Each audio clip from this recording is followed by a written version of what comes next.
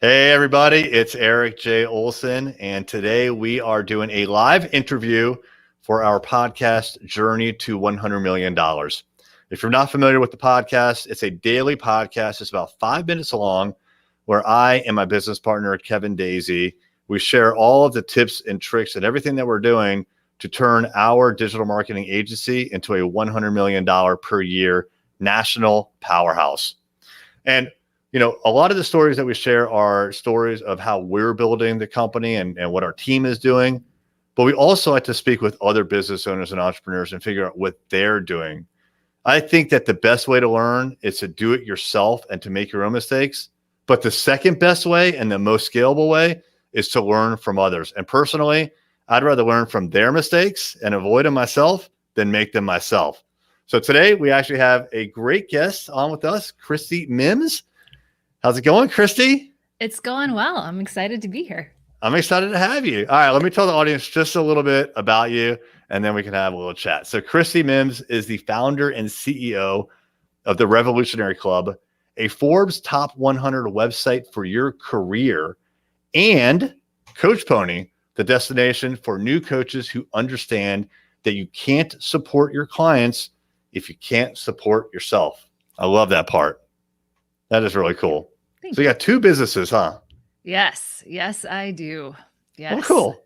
Tell us a little bit more about yourself and your businesses. Yeah, awesome. So I'm a certified professional coach, and so I started the Revolutionary Club as my first business, as a way to help smart people, find their passion. Because I was a consultant in Washington, D.C., looked around. There's a lot of unhappy people in Washington, Yeah, in a lot of places, right? Yeah. Yeah. But I think particularly there. And so I was just thinking, like, there's got to be a better way. And I went through a whole process myself to figure out what I wanted to do. And then I decided to focus on helping others do the same. And that was really great. And it's really fun. I still own that business. People can still find it if you Google it.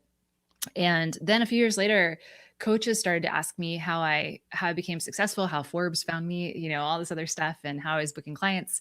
And so I just wrote a couple of blog posts about it. And I thought, I'll throw up a few blogs because there's a lot of like sleaze in the coaching industry. And it turned into a website and a community, and now its own business called Coach Pony, because I wanted a safe space for coaches to talk about business. Because coaches, if I make a sort of general stereotype, we tend to be people who are really attracted to helping, and sometimes less business savvy than I think some other industries or professions. And so it's important for coaches to have a place they can go and trust to get some brutal honesty and hopefully a little bit of humor and some help to grow their businesses. Because the more coaches there are in the world that are good, I think the better the world's going to be. Yeah. Everyone benefits from coaching. I agree. We have quite a few coaches here at Array Digital. We sales coaching, marketing coaching, even though we're a digital marketing agency, and then just business coaches, like financial coaching. So I can think of 4 off the top of my head, and there's probably a lot more that I'm missing. But one of the things you mentioned is that, or a couple of things you mentioned is there's some sort of sleaze factor, it seems like, in coaching potentially, but then also like.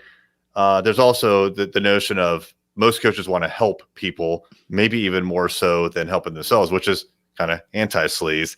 How do those two things kind of work out? How did it kind of get to that point in coaching, you think? That's a good question. I think they're separate in so many ways, because a lot of people just get into coaching wanting to help, but then there's this layer of like, well, I know I have to get paying clients to support myself, but I don't know how. So there's this whole industry that's been created to help coaches learn how to run a business. But a lot of it is built on lies and sort of tactics and things that don't feel very good. And there's a lot of people who, pretend that they've got a big business when they don't, and are trying to teach other people how to do it. So it's weird that they've come together this way. I think that coaches are so trusting. Like, just by nature of being a coach, you tend to be optimistic. You tend to be opportunity focused. So it's easy to get caught up into this, like, oh, you'll make 6 figures overnight, or, oh, like, here's how you can reach 1,000 clients because I know you want to help more people, and buy into it. And then you end up spending money on something that's not going to help you in your business at all. And it's really bad. It's just really bad. Our industry in particular just attracts that, for sure. Yeah, I mean, there's definitely sometimes a doubt factor when I see those kinds of posts or ads, and I get hit up by them all the time. I was just telling my team recently, like we were talking about, sometimes it's difficult to identify business owners, and I'm like, I don't know. I think Facebook's got to know, because I get like inundated not only with ads for business owners, but for digital marketing agency owners and coaches that want to help out there. So there's a lot of different coaching programs out there, and the ones that I'm always skeptical of, to say it nicely, maybe, are the ones where it's like, and nothing wrong with youth, but a very young coach who's with the Lamborghini or the plane and cash, and it's like, always I don't know standing in front of the Eiffel Tower. Always. Is that it? Yeah. The ones that get me are the private planes. I think that's extra nice. Oh, yeah. I mean, the dream, right? I think you actually brought up something interesting, which is Facebook is a massive problem for this, because once it pinpoints you as a certain thing, it starts, the algorithm kicks in and that's all you see. And I think it starts to warp your worldview. Especially if you're not understanding what's happening, if you're not that sophisticated in terms of what social media is doing.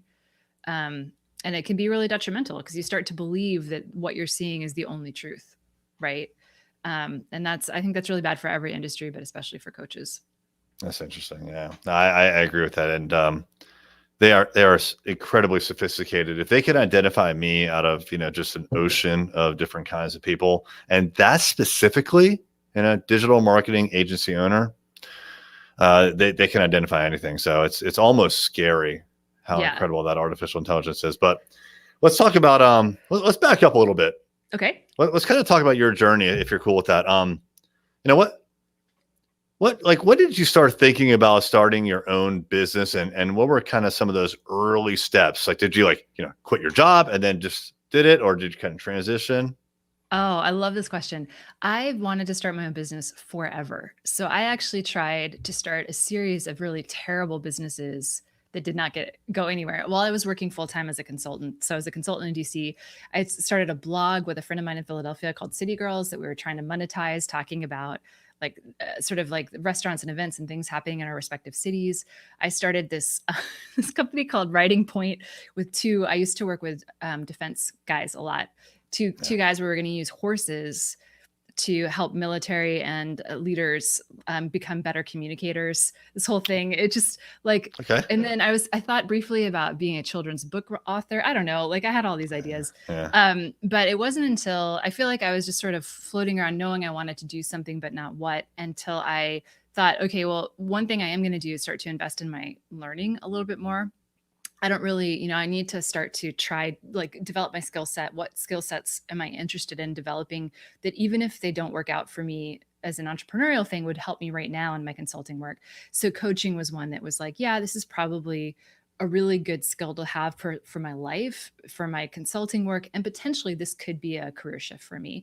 I don't know that much about it, but let me go check it out. And so I did a bunch of research, and, it started to get into the coaching schools, and then went to a weekend, found it, and was like, oh my God, I'm like a desert, and it's rained on me now. And I feel amazing. This is what I was looking for. This is the career I've been wishing for a long time. And let me see how to do that.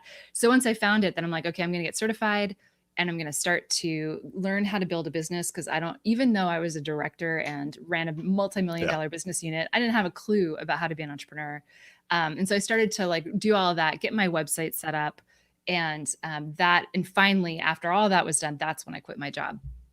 Good for you. Did you have clients at that point? I had 0 clients. I do not recommend it in that respect. Yeah, I'm with you on that one. That takes a lot of guts, that's for sure, and a lot of conviction. And you have to be ready to weather the storm. How long was it before you say replaced your income? Oh, well, I was a fancy pants consultant, so I was pretty, I was making well over 6 figures, but so it took me about 18 months to replace my income. And I was lucky. I had had a good chunk of money in my savings account. And so I knew I had runway.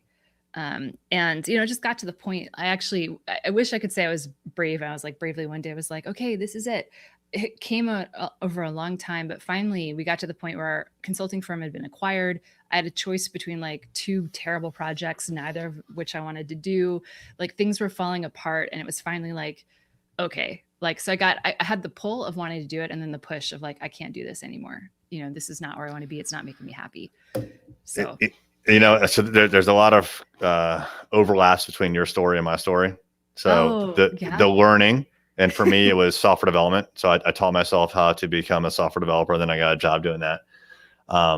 Saving of money, so I was freelancing while I had my day job, and I saved up about $50,000. And so I had a nice little cushion there. And that was in addition to like personal stuff, but that was just like freelancing money that I set aside. It was great. Yeah, I had about 45. Yeah. And at that point, I'm like, all right, I'm good. And I did have income coming in from the freelancing. I had a couple clients, so I was making about half of what I was making on my day job. But then the last overlap from the story that you told so far was, kind of getting kicked out of the nest, right? So like I had this vision that one day, I will put in my resignation and I'll leave. And it was very similar to yours, where it was kind of a push-pull. And in my case, it was more of a push out of the nest versus me deciding the timing. So your company got acquired, which was your kind of like event. For me, my contract, and I worked as a Navy contractor in Norfolk. So probably, a lot of overlap with the kind of work you did. Yeah, my contract was won by another very large government contractor, and they got rid of all the little cats and dog contractors, and like I was just out, right? And then they brought their people in. And so that was like the final thing that was like, all right, well, I have to do something, either get a new job or go all in. And that's when I went all in. So it is interesting though, and so you prepared, right? You didn't just say, I got no savings and I'm out. So you thought about it, you prepared, you went to the coaching and all that. But then in the end, it's a tough decision, and so it's nice to have that push actually. Yeah. And I mean, I definitely was dragging my feet. I needed it. But when it finally came down, like it was, the company was falling apart, and it was just like, okay, like this is it. And one other thing that happened was I had been hired. I'd been in the company for 7 years. So a gentleman who interviewed me, had left. He interviewed me and I got hired. He left the company, came back a few years later. He died 6 or 8 months before, 6 8 months before I quit too. And he was my age. And it was just also that was another push of like, when it came down, like, am I going to, try to stick it out a little bit longer? It's like, no, life is too short. Yeah. And I don't want to look back on my life and be like, I had this choice and I didn't take it, so I was like, this is not who I want to be as a person. So I would imagine for other entrepreneurs that are, saving, getting coaching certifications, doing the actual freelancing I was, I would imagine it's a difficult decision to make when you're not pushed, right?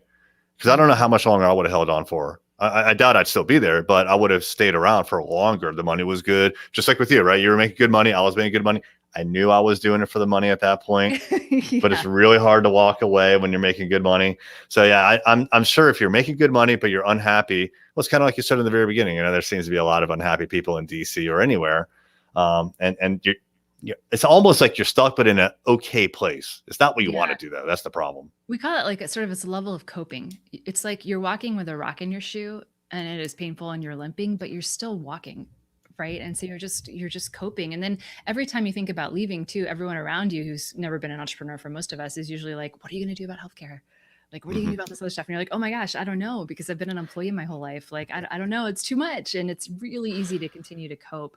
But I mean, for me, that question of like, who do I want to be in my life? Like, I have this one shot at life right now. And I also thought, like, I did a worst case scenario. I'm like, okay, what's worst case scenario? Like, what happens? I get 0 clients. I run out of my savings. I can't support myself. So what do I do? Like, I have friends, like maybe some of them would take me in. Some of them have basements. Like, my parents are alive. Like, they would probably like suck it up. Like, at the time my grandmother was alive, I'm like, I could maybe like go down south to grandma, I'm like, I don't think I'd be homeless. And then I was thinking, like, I'm a consultant with a clearance. Like, I could probably get employed again. Like, I haven't lost all of my skills. So going through that really helped me to really be like, okay, like, take the shot. Yeah. And the worst case scenario that you outlined at first, being homeless, potentially having 0 money, it's not going to happen. Right. Yeah. And I recommend that entrepreneurs don't get themselves ever in that situation. And you'll hear a lot of times, especially like maybe on social media where people are like, you got to go all in, sell the house, close out your 401k, put all that money in the business. And I'm like, no, you don't want to take, in my opinion, I don't think that you should take that big of a risk or ever get yourself into the position where you're sleeping under a highway underpass, right? Because the reality is the worst case scenario is you get another job. That's the reality. You're not going to go below that threshold. Yeah. And once you realize that, you're kind of free, right? Yeah. And I think we each have a different threshold and risk. And so the first thing you should do is identify what's going to make you feel comfortable. Like for me, my apartment was coming up for renewal, which is another reason I was like, okay, this is the time to get out. So I like moved in with a friend for a couple of months before I was on the East Coast. I live on the West Coast. I knew I was going to move to the West Coast. So before that, just to like keep my expenses low, because it made it easier.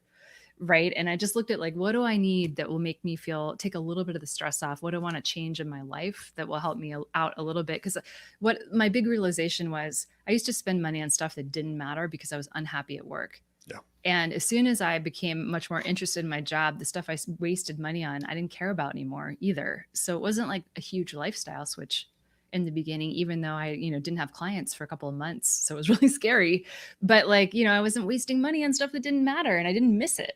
And I wish I had, like, if I could go back, I wish I could like slap myself around and be like, this stuff isn't important. Like this pair of shoes is not going to make you happy. Like you don't need it. Yeah. And you're not going to miss it when you don't have it, and just like go after the work that you love. To use I think your own words, you said you were a fancy pants consultant. Is that what you said? Yes. I was a fancy pants consultant. And you thought that since you were a fancy pants consultant, I think you said you were a director at the time. You were kind of, not at the bottom of the hierarchy of a company, but certainly towards, more towards the top, that you had these business skills and whatnot, but they just didn't seem to translate quite as well as you thought into running your own business. Can you kind of explain like some of maybe the skills that you were lacking? I feel like I was lacking all skills. I had a specific design set of business skills, which was like, managing teams, managing clients, doing proposals for the government, which does not translate into entrepreneurial skills. So the skills I was lacking, I didn't know how to do any sales really, to like one-on-one clients, to real people. I didn't know how to market myself. I didn't know how to structure my day. And I should have known this, but like we had accountants and we had a lot of people on the team. So I didn't even know basic bookkeeping, right? Because, we're a big company. We had people to do that. Like I was looking at the numbers regularly, but I wasn't, balancing the books or following up on the accounting. So I didn't know how to do that stuff. I feel like I didn't know anything really. And so, but at least I was self-aware enough to know that and know that I needed to learn it if I was going to be successful. Yeah, it was the same for me. Didn't know how to sell at all. As a matter of fact, I'm 12 years into being self-employed, and just maybe 2 months ago, we hired our sales coach and the sales organization that we work with to finally get some professional help. We figured it out along the way, but we're always kind of guessing and trying different things. And then also cash management. And coming from a very similar background as you, I went into it thinking that, everybody bills net 30 and you only bill once a month. And so what I found was that I was having cash flow problems because I could only bill once a month and I had to wait at least 30 days. Usually it's more like 45 to 60 days in reality before I got paid. And so I had cash flow problems, and it took me a long time to figure out that, I'm the one that's setting these terms. Like, why am I putting myself in this situation? I can ask for shorter terms or maybe even ACH, right? I can get paid immediately. So it just took a lot of experimentation to figure out all the things that you said. I had the exact same issue. Yeah. Yeah. And it's a lot to learn. It's really tiring. So I want to say to any new entrepreneur, if you've started and you're exhausted all the time, that's normal because you're learning so much. Yeah. And it's tiring. So give yourself grace during that period. Cool. We have a question here from someone who is watching live on Facebook. Zach Miller of Zach Miller Says, have you found that being certified as a pro coach has any benefit to not having that? So pros and cons of being certified as a coach. So Zach, I like your style. I have a total rant for you on this if you're interested. But I think like life coaches is a profession we get made fun of a lot. It's, a lot of people are like, oh, if you need a coach to do life, you don't know how to live or whatever. But I think it's really important for our profession that you do get certified if you can through an accredited program. There's a lot of unaccredited programs that happen online that are not good, but life coaching is a specific skill. That being said, it's really important to be certified if you're planning to do corporate or executive coaching, because bigger companies are aware of the certification and they want a certain level of hours and experience, and they will request that when they put out RFPs and proposals and networking and everything else. However, individuals do not know about life coach certification for the most part. They do not know about the hours you need to get or the levels you can acquire, and they don't care. And I've only been asked once in the last 9 years if I've been certified by a client. So do you need to be certified to get clients? No, they don't really care about that if they feel like you've got the credibility and the offer that they're looking for. Do you need to be certified for the profession? It would help if you did. Yes, but please, accredited ICF program if you want to go the life coaching route, just to make sure that you're going to get, what you're going to get what you're paying for. So you can check out, I think the ICF has information on their website, or every coaching school that is accredited will tell you. They'll have that banner front and center on their website if they are. Awesome. Thank you, Zach Miller, for the question. You mentioned life coaching certification. Yes. What are the broad kinds of coaching, and at least kind of coaching that you do? So that the life coaching, is there like business coaching or marketing coaching? I mean, in life coaching certification encompasses all of that in a lot, and sort of depends on who you talk to. It can technically encompass all of that, because once you are life coach certified, technically you can coach anyone in any niche. However, like a lot of people, when they talk about business coaching, they're talking about people who aren't trained in the coaching skill set. They're talking about people who have had success in business and are good mentors and teachers.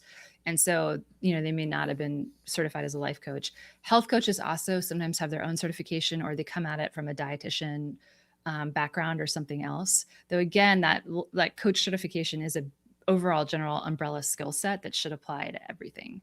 Did that answer your question, or? Yeah, that's what I was looking for. Cool. Yeah, because I never really understood like the difference between life coach, business coach, or personal coach, or whatever. I mean, the life coach is just such a broad, kind of umbrella. It says that you're trained in a specific skill set, a specific coaching skill set, which transcends niche. Mm-hmm. But yeah, people often look for niche experience in the coaches that they hire, which is often more important than the certification. Cool. Okay. In the very beginning of our talk, I was talking about how a lot of the things that we discuss on our podcast are the mistakes that we've made and the lessons learned. What are some of the mistakes that you've made along the way, and how did you adjust? So many. The list is so long, it's really hard to just pick a couple. But if I go back, I think the mistake that I made early on that I also have to catch myself on all the time is focus.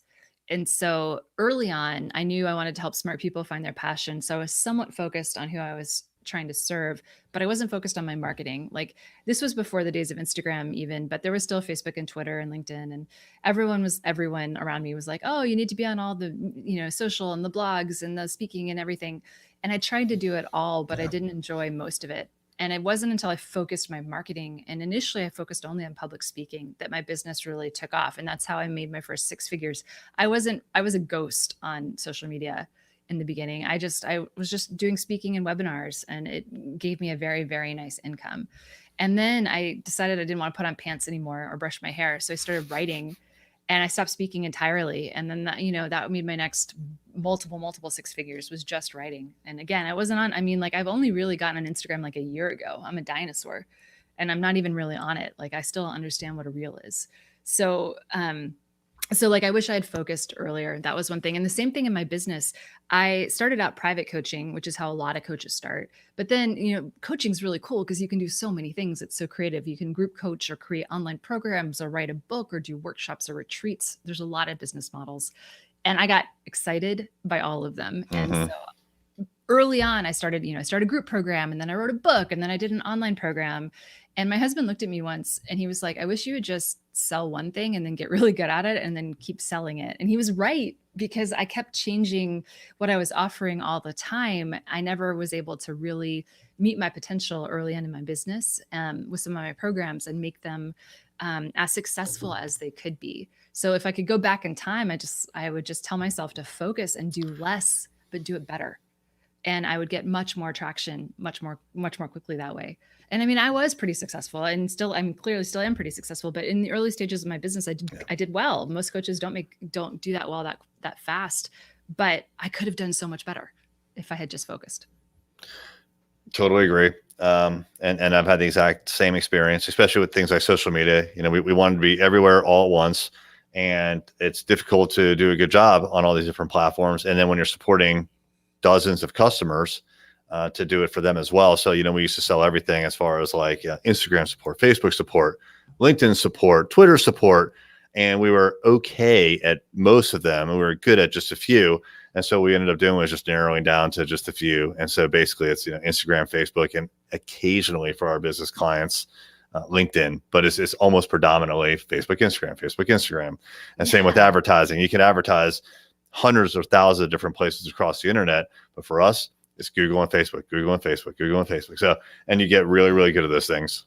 The greatest trick the devil ever pulled was to convince us all that social media is the same. You know, it's not. Facebook is so different in the way it operates versus something like Pinterest or YouTube in terms of like algorithms, what works on the platform, the type of content you need to create, how you can interact. And it's a behemoth. And so to be really good at Facebook, it's going to take so much time and effort, right? There's a reason why there's specialties just in advertising, much less if you're a solo entrepreneur and you're trying to market on one of these platforms. Pick one and just be good at it to start. Perfect. And you know what? We're at 26 minutes now. I told you this would be about 15 to 20 minutes, so I'm keeping it a little long. So with that, I think we're going to wrap up. If there is someone who wants to reach out to Christie and get in touch, and I should have asked you this before and put it up here on the screen, I'm going to write it down now and show the audience, but what is the best way to get in touch with you? Come on over to coachpony.com and shoot us an email. You can reach us at hello@coachpony. But yeah, coachpony.com is probably the best, easiest way to reach us. I'm old and like websites. Actually, all right, one more question. The name Coach Pony, how did that come about? It was a joke. Every time I come up with a program, we have an internal name that while we're developing it. And so Coach Pony was the internal name, but I liked it so much because, you know, we want to coach. The word coach comes from Stagecoach, which is a device that helped move you forward. And so I love the idea of bringing that word in. And then pony, because you found your herd when you find us, and saddle up, and we'll help carry you forward as well. So you won't be alone in your business as a new coach. Oh, that's a good story too. I like that. That makes a lot of sense. Cool. All right, Christie. Hey, thanks so much. I appreciate it. So Christie, be listening to Journey to $100 Million. And everyone who's watching, be listening for this episode. It'll come out probably in 2 to 3 weeks. But again, Journey to $100 Million. These are 5-minute daily episodes about how to improve your entrepreneurial journey. Thanks, Christie. Appreciate it.